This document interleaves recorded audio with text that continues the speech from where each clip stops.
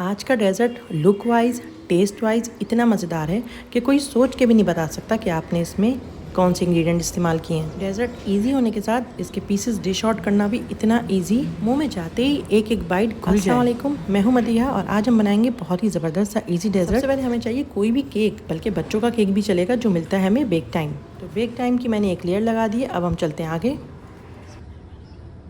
अब हम एक बर्तन में ऐड करेंगे 2 कप दूध। कोई सा भी आप दूध यूज़ करिए जो आपके पास है, डब्बे का यूज़ करिए या खुला यूज़ करिए। उसमें हम ऐड कर रहे हैं 2 कैरामल पुडिंग, और ये आपको हर मार्केट से बहुत ही ईजीली मिल जाएंगी। तो मैं 2 साशे यूज़ कर रही हूँ। इस तरह से इसके अंदर साशे होते हैं, तो मैं 2 साशे यूज़ कर रही हूँ। दोनों साशे हम डायरेक्ट दूध में ऐड कर देंगे, मिक्स करेंगे इसको और हम चूल्हे पे रख के इसको पका लेंगे। मैं चूल्हे पे रख के आपके सामने नहीं पका रही हूँ, लेकिन बस मैंने एक बॉयल दिया है, तो आप भी इसको चूल्हे पे रख के मिक्स करते जाएं और एक बॉयल इसको दे दें। इतनी देर में मैं एक बॉयल दे के आती हूँ। आप अगर न्यू हैं तो चैनल को सब्सक्राइब कर दें, और अगर न्यू नहीं है तो लाइक कर दीजिए, ताकि आपकी पसंदीदगी जानते हुए आपके लिए अच्छी अच्छी सिंपल वीडियोज़ लाती रहूँ। दूध बॉयल भी हो गया पुडिंग के साथ। आप चाहें तो 1-2 सेकंड पका लें, उससे कोई फ़र्क नहीं पड़ता। 1-2 सेकंड से ज़्यादा भी पका सकते हैं। ऐड करेंगे सीक्रेट इंग्रेडिएंट्स।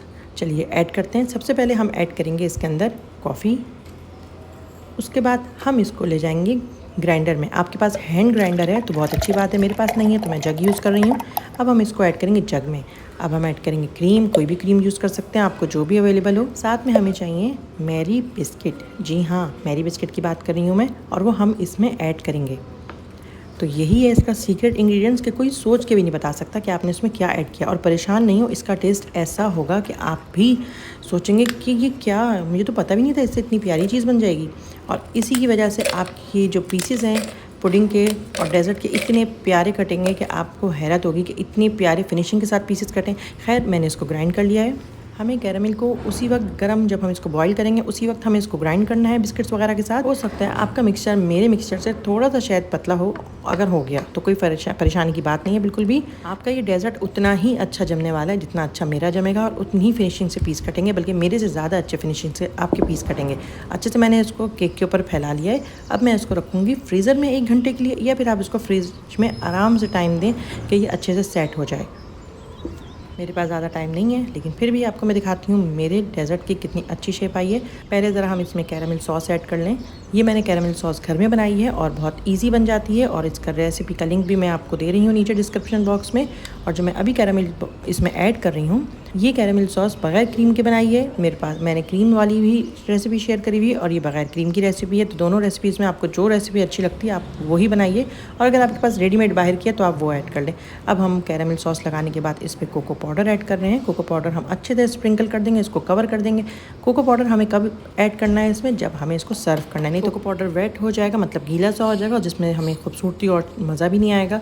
तो इसीलिए हमें जब सर्व करना है तब हमें इसको इसके ऊपर कोको पाउडर ऐड करना है, और हम इसके पीसेस कर लेंगे। डेज़र्ट हमारा बिल्कुल अच्छे से जम चुका है। मेरा वाला थोड़ा सा कम टाइम लिया है मेरे वाले डेज़र्ट ने, लेकिन आपका वाला यकीनन अच्छा सा टाइम लेगा, फ्रिज में अच्छे से ठंडा हो जाएगा। और बहुत ही प्यारे पीसेस कटते हैं इसके। तो अभी इसको ज़्यादा टाइम नहीं दिया, तब भी इतने प्यारा पीस कटा है इसका, लेकिन आपका डेज़र्ट तो और टाइम लेगा। तो आप सोचें कि कितना खूबसूरत लुक आने वाला है। और टेस्ट तो मैं आपको बता नहीं सकती, जब आप इसको बनाएंगे और इसको टेस्ट करेंगे, सर्व करेंगे, तो आपको जब तारीफ़ें मिलेंगी तो फिर आप मुझे याद करेंगे, और फिर मुझे ज़रूर दुआ में याद रखिएगा। टेस्ट करके कोई बता नहीं सकेगा कि ये बनाया क्या है, सब पूछते रहेंगे क्या बनाया है ये और क्या डाला है इसमें।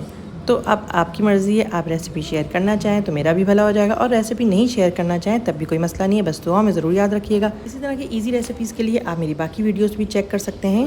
आपका फीडबैक मुझे बहुत मोटिवेट करेगा। है तो इस डेज़र्ट को चीज़ केक वाली बेकिंग ट्रे में भी बना सकते हैं, जिसका इसका बिल्कुल परफेक्ट केक जैसा लुक आएगा। रेसिपी इंजॉय करिए। मैं मिलती हूँ नेक्स्ट रेसिपी में, जब तक के लिए अल्लाह हाफिज़।